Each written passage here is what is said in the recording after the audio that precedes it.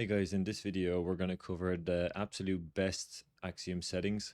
So I'm going to show you how to set up your filters, your wallet tracking, your fees, everything, even your chart, just so you have the best possible chance to make the most money while using Axiom Pro.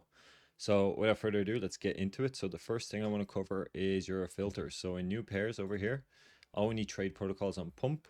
My quote token is only Sol, and then in the audits, I literally just have, I think, not even have anything in the audits. No, I only have 60,000 max volume, and in the socials this is empty.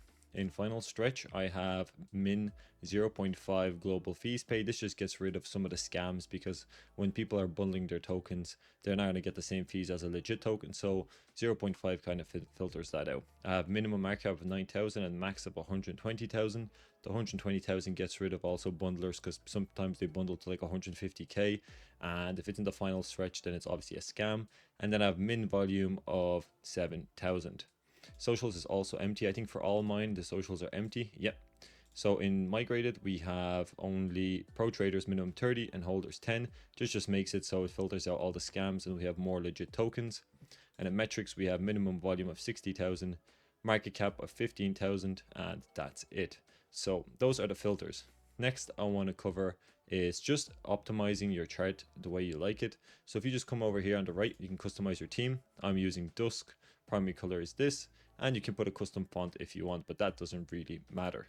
Next, if we just come up to here and we go into settings, we can actually do a lot of things. So in quick buy here, my default quick buy is 1.5, and that's this little blue thing here. So it's 1.5 across the board. So that's what I like to have. You can change it to 0.5, or you can change it to whatever, 1 Sol. Secondary quick buy I don't use. New pairs, final stretch, and migrate is all 1.5 as I just showed. Notifications I like at the top center. This is for your wallet. So whenever a wallet that I'm tracking buys in, a notification will appear here. I don't have transaction sounds because I don't need them. Tracker, I don't have a tracker. All I have is literally wallet tracker and PNL, but you can also enable Twitter tracker, discovery tracker, and pulse tracker, but I don't use any of these, so I have them off, and I have them in display mode full. Watch list, I don't use the watch list at all. Alerts, I don't use either. P&L tracker, you can leave this at default. The only thing I have is show alternate currency, so it shows like 12.34 Sol, but it also shows the dollar amount.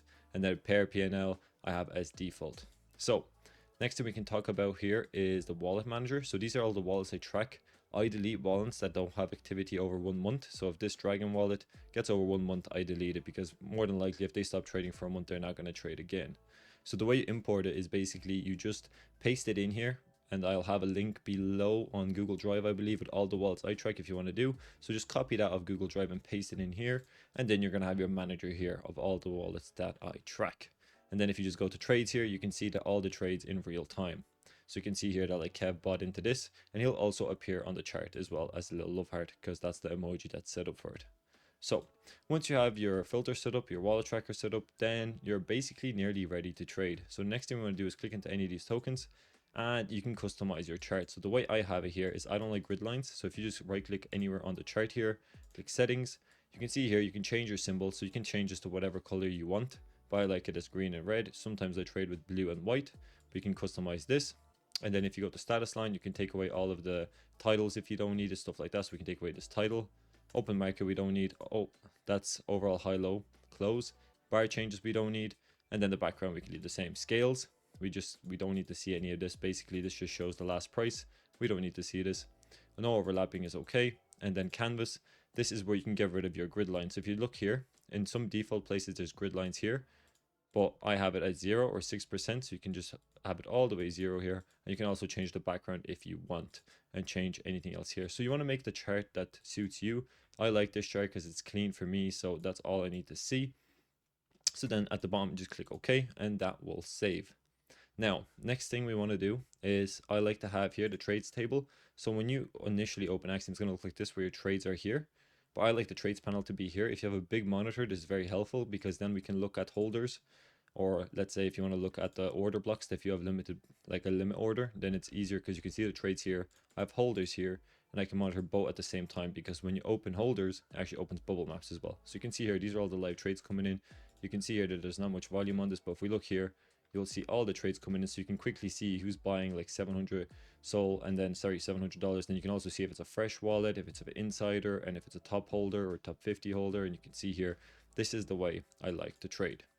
So once we have our trading setup, let's go into here. The next thing we want to talk about is presets. So in my preset, I have 10% slippage and my prior and bribe fee are both 0.001, and I use MEV mode because if you're trading anything over 1 SOL, you need to use MEV protect, or otherwise you're going to get sandwich attack and then you're going to lose a lot of SOL. So we have MEV protect on for buy. For sell, we don't need MEV protect because if they fail when we're selling, we're actually going to get a higher price, so we don't need that. And then my sell is at 100%. You can actually play around with this if you like. You can have like a sell at 35% slippage, but I like to do 100% because I just want to get out instantly from the trade. So those are the fees, and that's the MEV protect mode and the slippage covered. So basically, this is what it should look like for you. We have our chart here, our trades here, we have our bubble maps here that we can just click refresh and see if it's bundled or not. And yeah, that's basically how you set up your Axiom. And once you have these filters and everything set up, it's going to look a lot cleaner. You're going to have a lot less things in final stretch, and you're going to have a lot less things in new pairs because you're filtering a lot of the shit out. So you're only actually seeing potential runners. So yeah, if you want to use Axiom, use the link below. You get a 10% discount on fees and some extra cashback if you use my link. And yeah, I'll see you in the next video. Thanks.